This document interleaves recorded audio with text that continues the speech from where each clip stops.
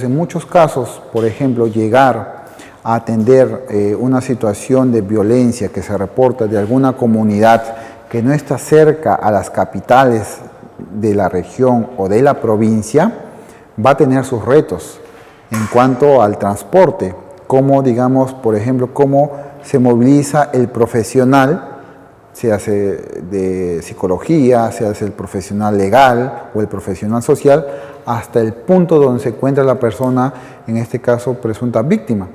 Cuando muchas veces el transporte, por ejemplo, si hablamos de región selva, el transporte más común es el transporte fluvial, donde, digamos, el profesional tiene que viajar horas o incluso días, ¿no?, para poder brindar la atención, en este caso, que se requiera, o asimismo también, de alguna u otra manera, digamos, ver si es que verdaderamente ha suscitado algún hecho de violencia, ¿no? Entonces se valide el caso o no, y digamos, poder brindar el servicio. Entonces, esa es una de las grandes barreras que, digamos, fuera de Lima se ve, ¿no?, tanto en la selva como en la sierra. Es la distancia, los lugares remotos donde se tengan que llegar, en este caso, para brindar los servicios. Ahora, por otro lado, se llega, digamos, al lugar remoto, a una comunidad andina, una comunidad de repente indígena de la selva. Llegas a la comunidad, brindas el servicio, que se hace el soporte psicológico, la entrevista psicológica, el área legal de repente le informa a la persona cuáles son sus derechos, cuál es el procedimiento. Ahora queda otro detalle, cómo esta persona, por ejemplo, va a trasladarse desde su comunidad hacia la fiscalía más cercana para brindar su declaración, ¿no?, y obviamente todo lo que compete a las diligencias de ley.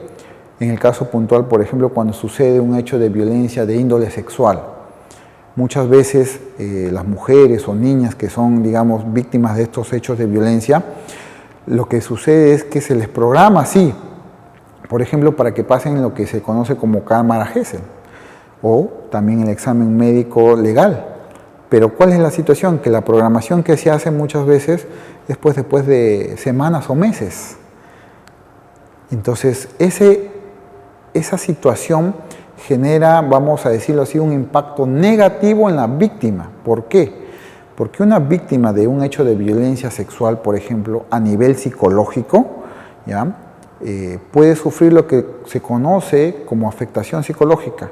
Y esta afectación psicológica tiene tres componentes, que es cognitivo, conductual y emocional. Pero esta afectación psicológica pudiera ir desvaneciéndose en el tiempo, en el transcurso de las semanas. Entonces, cuando la persona víctima de un hecho de violencia psicológico, físico, sexual, vaya a rendir su examen psicológico, primero en una entrevista, de repente en cámara Gesell y posteriormente la evaluación psicológica, tal vez el psicólogo que le evalúe ya no va, digamos, en sus conclusiones a emitir que la persona presente esa afectación psicológica, porque no fue in situ, digamos, en el transcurso idóneo, tal vez de 24 o 48 horas, que la persona fue evaluada. Por otro lado, en la parte, por ejemplo, del examen médico, cuando una persona sufre también, digamos, violencia sexual y hay estos desgarros en las partes íntimas de la mujer, muchas veces estos desgarros que sufre la persona, estas lesiones, el mismo cuerpo, conforme van pasando las semanas, se va recuperando, ¿no?, va sanando, se va curando.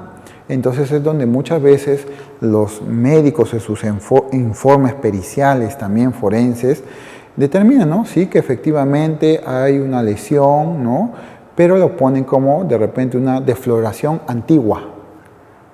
Entonces puede, en este caso, el abogado de la parte imputada valerse de eso y decir, ¿sabes qué? Si bien es cierto, sí, la persona presenta, ¿no?, digamos, que tiene desgarros, que tiene lesiones en su zona íntima, pero son lesiones antiguas, los dice el médico.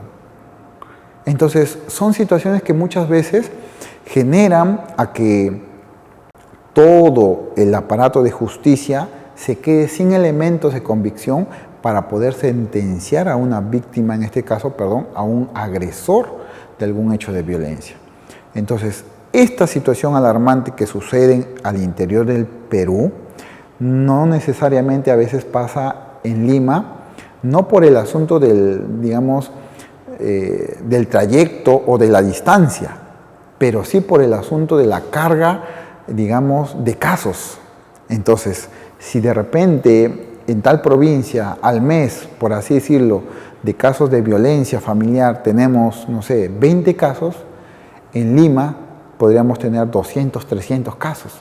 Entonces, donde efectivamente se necesitaría inclusive muchísimo más personal para que labore es en Lima o en las provincias, o en este caso en las capitales de las regiones de cada departamento del Perú.